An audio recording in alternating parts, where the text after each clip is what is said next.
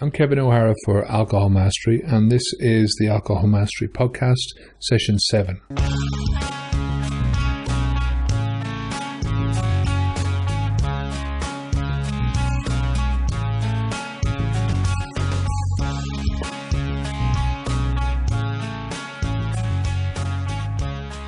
Today I just wanted to talk a bit about some of the books that I've read since a long time before I ever quit drinking over the years. Some of these books I've read a lot over the years, but they didn't really do me much good as far as quitting drinking was concerned, because in the beginning I really didn't think that I had a problem. You have to know that there's something wrong, or there's an issue with something before you can actually deal with it. So I a lot of the stuff that I've read, I've put into good use in some of my other parts of my life. So in my businesses, in my personal life, I've used a lot of this stuff. One of the first books that I ever got was a book called The Magic of Thinking Big by David Schwartz. And I remember getting this book. My father I think he was unemployed at the time. My dad's done a lot of different jobs in his lifetime, including driving buses, working machines, cleaning windows. He was an insurance salesman at one time, so he's done all sorts of different jobs. He's always been sort of a low-paid worker, and he's worked hard over the years. He's 81 this year, and raising 9 kids. Sometimes he had to work double shifts, but anyway, this particular time, while he was unemployed, I don't know how he came across these people, but there was a couple that came around to the house, and they were sort of into one of these pyramid schemes. And I don't know what the pyramid scheme was about. I remember that they had a whiteboard, and they were drawing this picture of a pyramid on it, and basically explaining to my dad exactly what the whole thing meant and how he makes some money. And one of the books that they left was The Magic of Thinking Big. And my dad, I don't know if he ever read it, but I sort of picked it up and started reading it. And I think that was the first book that I ever read that gave me a love for that kind of information. And not that it is good information. It's sold millions of books, and it's basically about trying to get it into your head that you can achieve anything that you want, that you can get financial security, you can get your ideal job if that's what you're looking for, you can get a rewarding and happy life, and the only thing that's really standing in your way is your own mind. So if you actually set your goals, that you can not only achieve all the goals that you go for, but that you can exceed those goals. But I think the one thing that reading this type of a book has given me is just a positivity about myself and about my ability to do things. Now, it's also given me a sort of an attitude of, there's always a book out there that's going to tell me what to do. And there's always a bit of information that's going to tell me what to do. And sometimes you can sort of get stuck in the rut of searching for that information, for looking for the right book, and of reading book after book and listening to tapes and seminars and all that kind of stuff, just trying to find, being a sort of a hoarder of information. And I've been guilty of a lot of that, instead of I'm trying to hoard the information instead of putting it into use. So, no matter what you're doing, reading these books, if you buy these books, if you read them, if you read my book, if you, look at the videos and listen to these podcasts, it's not going to change your habit for you. You have to look for the techniques that are going to work for you, and you've got to actually implement those techniques, or the group of techniques, whichever ones are working for you, and only you are going to know which ones suit your personality, suit your style, suit your way of living, that kind of thing. And once you've narrowed down those techniques or those skills, the tools, or whatever, there's only you that can actually physically put the effort in to putting the skills into practice. And it's something that I've been very guilty of doing down through the years, of not being able to actually put down the book, or just putting down the book and not taking any action on it. So there's only you that can stop listening, stop reading, and do anything about anything. Nobody else is going to be able to do it for you. So it is part of the determination, is to be able to push yourself into doing something. Sometimes, it's easy to read the book because it still means that you're inside your comfort zone. You're not actually doing anything to change. One of the books that I always recommend is Alan Carr's Simple Way to Control Your Drinking. I think it's Easy Way to Control Your Drinking. And he says in his book that one of the most difficult aspects is getting people to finish the book, because at the beginning of the book he talks about that you shouldn't quit drinking until you've finished the book, until you've gone through the whole thinking process that he talks about. And he said people get scared. Once they've gone halfway through the book, they start thinking, well, Jesus, this might really work. And they put the book down, they won't carry on, because they haven't gone past that contemplation stage into the preparation stage. They haven't actually moved anywhere near the stage where they're ready to quit. They think they are, but even though they might have all the reasons in the world to pack alcohol in and never drink again, they're just not in that state of mind yet to do it. They're not in the state of mind to actually go out and allow their minds to go underneath that bit of discomfort for a while. They're still in fear or whatever it is. It's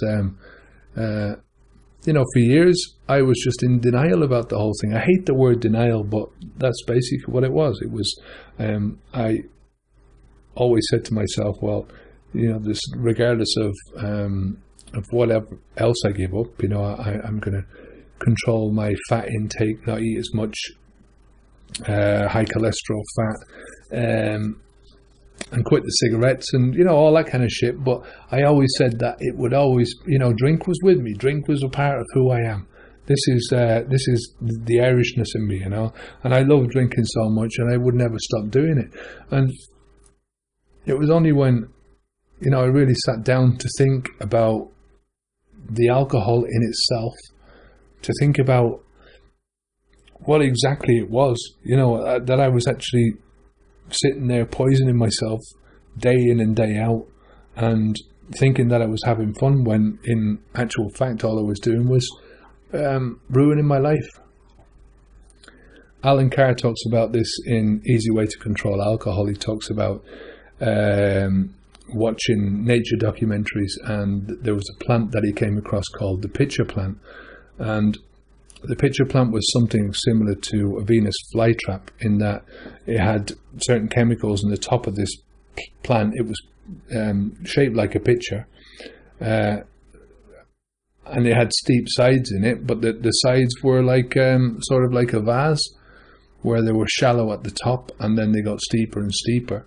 And the plant had certain hormones or pheromones or whatever it was inside the plant to attract flies to land on the outside of the plant. So whether it was sweetness or not, I can't remember. But he said the attraction would bring the fly lower and lower inside this pitcher plant, and then eventually there was juice in the bottom. It realized once it got halfway down that it couldn't get back out again. That there was a certain sort of a glue that was attached to the side of the plant, which prevented the fly from flying off, and eventually it would become exhausted. It would gradually go down and further into the bottom of the plant, and there was digestive juices in the bottom of this plant which would obviously digest the fly and become plant fluid. So even when I read that, even when I read all the excuses about not drinking, and I'd previously used, he's also done a book about quitting smoking in a similar sort of a style, talking about your one excuse after another, and he breaks them down. And that kind of thing, it didn't work for me.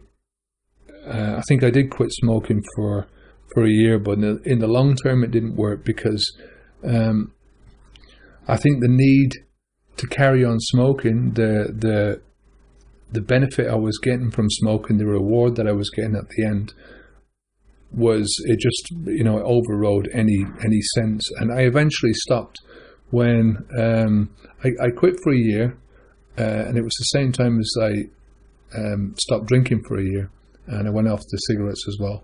And then I went to my brother's wedding, and I decided, just like one cigarette with a beer is not going to do me any harm. And of course it went to 2 cigarettes, and you know the story. By the end of it, I was back onto them full time. And in the February of the following year, my partner gave up. And it was the first time that she'd ever tried to give up. And she just said, that's it for me now, I've had enough. And it wasn't easy for her. It wasn't very pretty. She got really upset on several occasions. And one particular occasion I remember saying to her, like, if it's going to be this bad and it's going to make you feel this miserable, you might as well go back on. And she bursts into tears, and she says, there's no way I'm going back onto it, but I'm going to see this through. This was, I suppose, nearly a month after it, and it was just on a particularly hard day that she'd had in work. But she managed to do it, and it was that determination and that strength of mind that sort of said to me, here's this Dutch lady, very kind, very mellow woman, who has decided that she's going to do something, and she's just done it. And there's me, I consider myself to be a strong person, and who must have made at least 100 attempts to stop smoking over the years. And I think it took, I can't remember now I think it took another year for me to eventually do it. I think it was the following year that I stopped, and I pushed through, and I've never looked back since. I think one of the reasons was obviously because there was nobody else in the house smoking anymore, and that's, if you're when you're stopping smoking or drinking or whatever you're trying to do, one of the fundamental things is to organize your environment so that you're giving yourself the best possible chance of success. You're not just having these temptations all the time in front of yourself and relying on your willpower, and that's just, life is too short for that kind of thing. I think it's, you're setting yourself up for failure if you don't properly organize your environment. Anyway, so I was talking earlier on about the magic of thinking big, and this was one of the first books that actually got me onto this road of reading self-help stuff.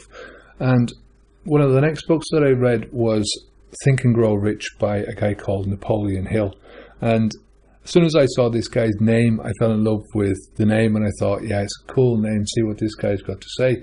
And he interviewed about 500 of the world's most influential people and the rich people of the day. It was written in the 1930s.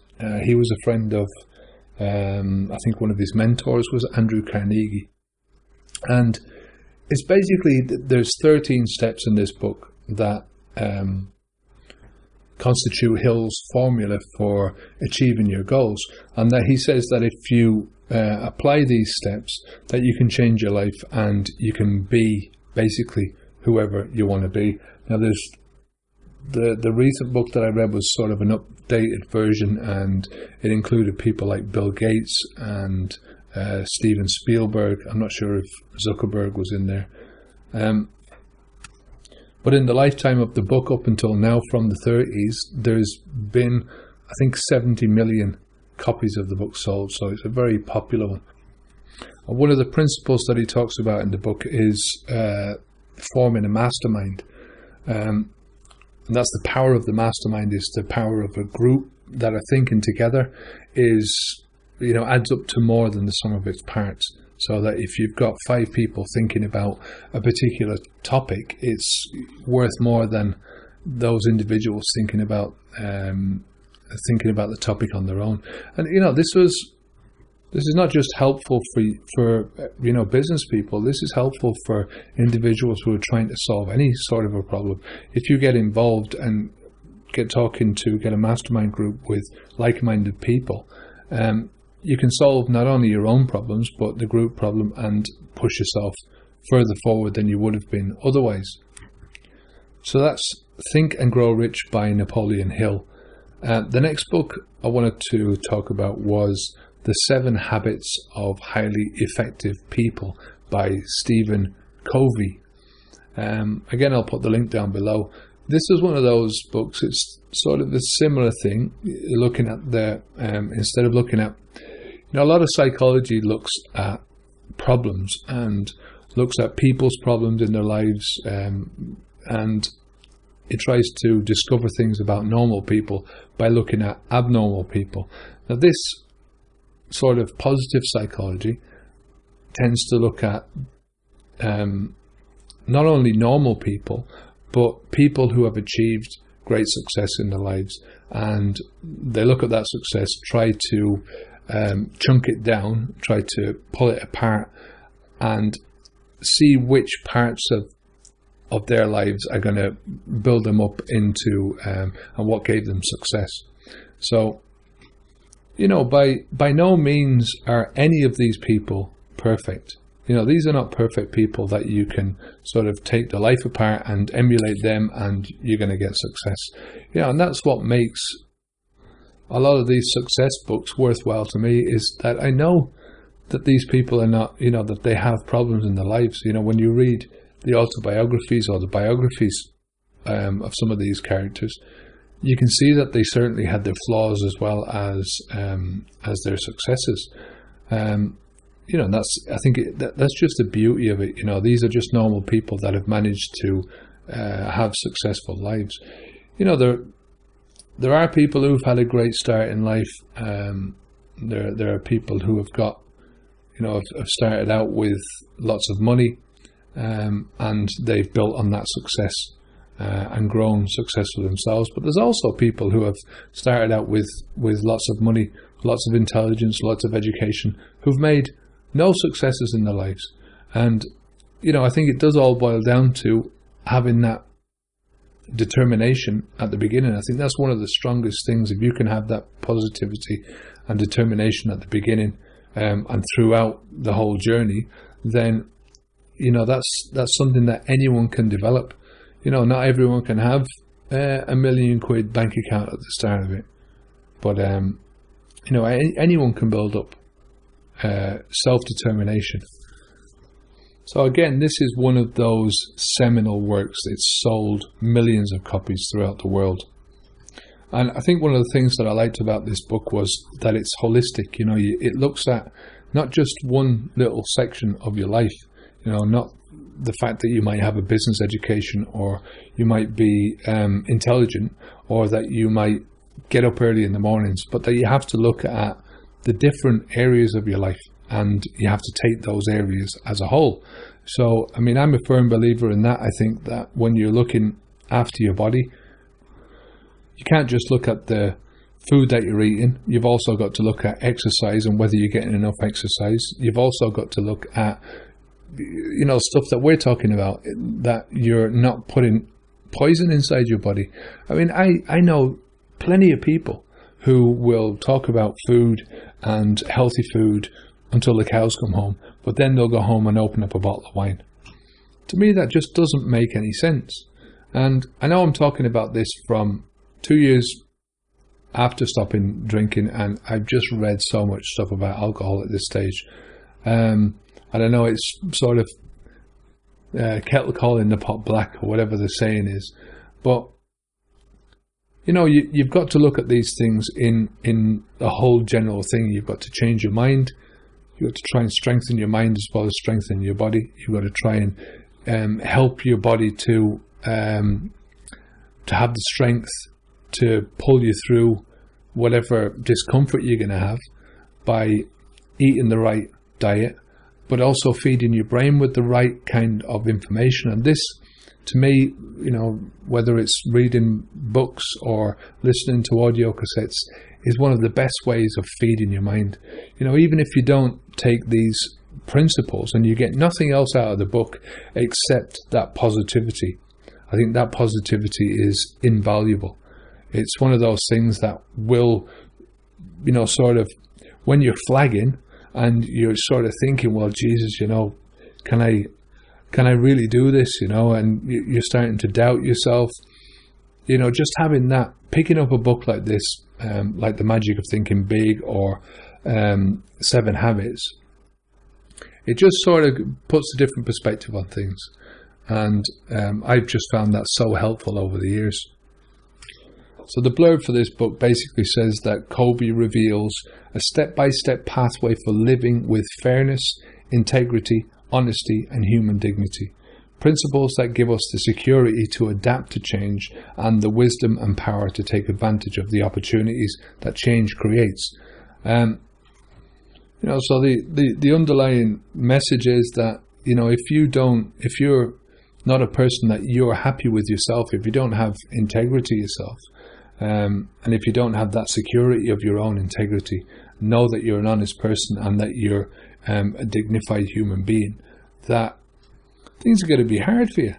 It is one of those things at the beginning. It's like I said earlier, I always had this idea in myself that I was a drinker and that I'd always be a drinker. But at the same time, I wanted to be the best father that I could ever be. I wanted to be a hero to my son, And, that day after when we went out on that pub crawl that night, one of the last times I ever drank, and I think it was, probably wasn't the last time I drank with him. But I remember sat in the balcony in the morning and watching him sort of walking across, backwards and forwards across the beach with his head down in the sand looking for this bloody iPhone. It wasn't an iPhone, it was an iPod Touch that he got before he came away. And because we'd been wrestling in the sand, and it wasn't anything serious. We'd had sort of an argy-bargy in the pub about a stupid fiver, and then we'd gone out pissed and started wrestling around in the sand, and this thing had dropped out of his pocket. And he was always dropping stuff out of his pocket, but just that one day when I looked at him and I realized that was, I was responsible for a lot of what he was doing. Now I understand that, responsibility lies in the person as well. That he's at the time he was 21, he just turned 21, so he was an adult, and it's his own life what he does with it. But the fact that I'd drank all throughout his life, I just perpetuated this bullshit, the propaganda that drinking was okay.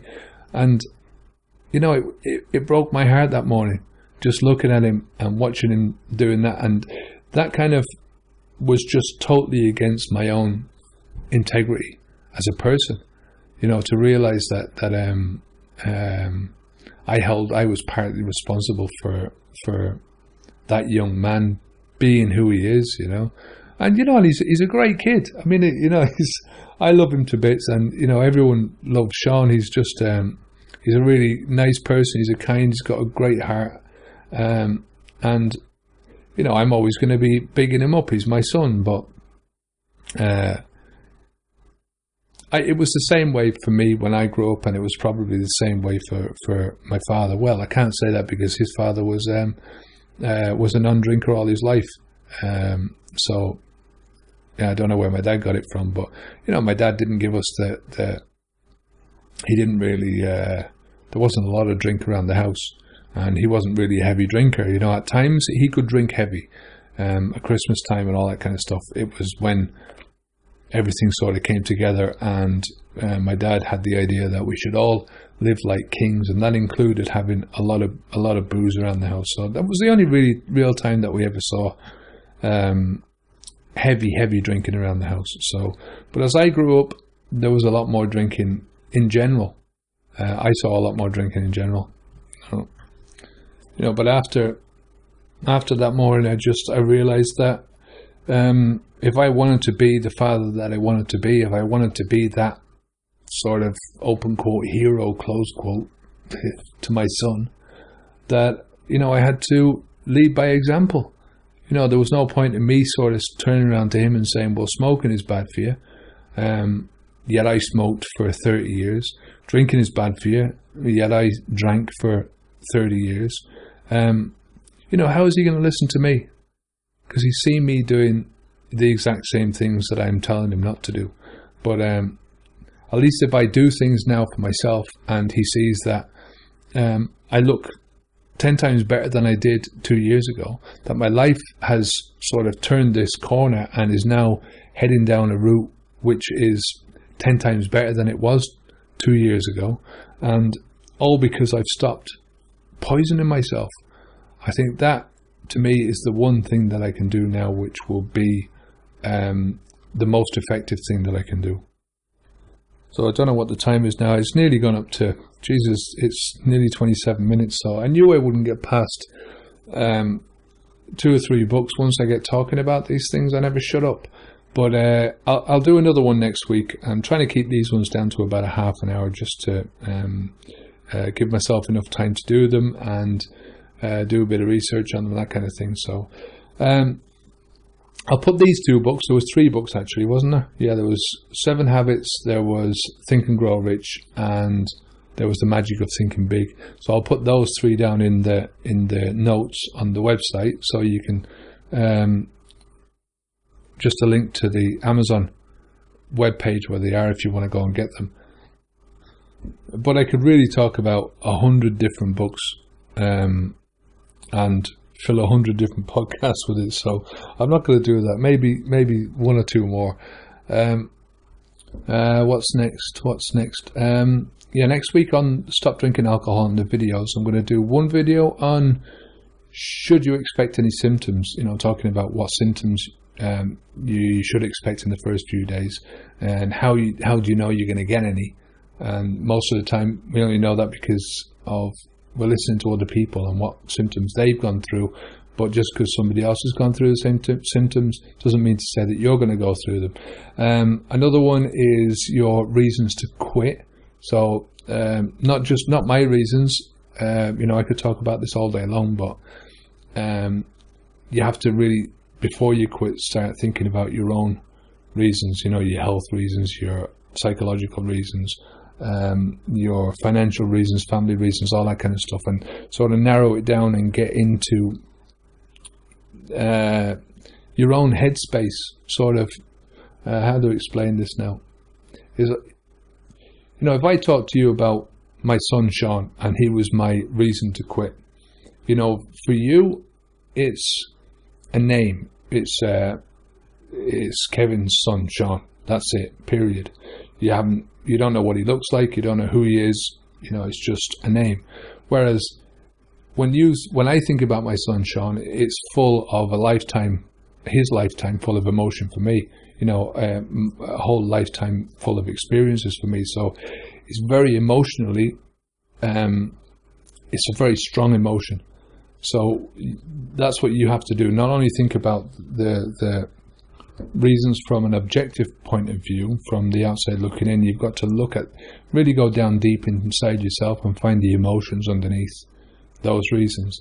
And I want to talk about maximizing your valuable days. So it's another benefit of quitting drinking. You know, we've only got a short lifespan.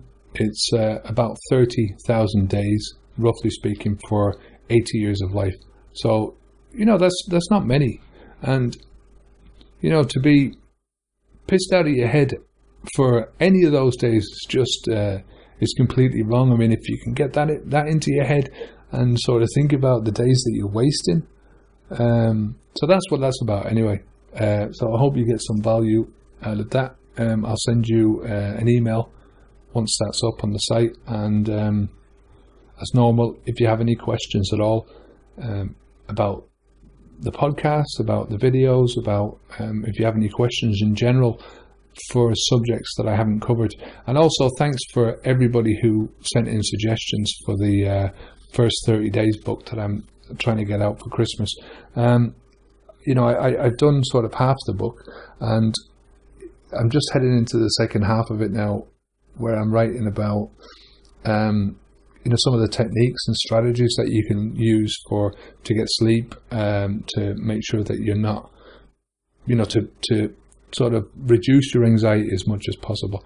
And I sent a message out on the with the newsletter the other day, and I got a great response. So I haven't responded to all the emails yet, but I'll do that over the weekend. So I just wanted to say thanks for your response. So that's about it for now. That's session 7 of the Alcohol Mastery podcast.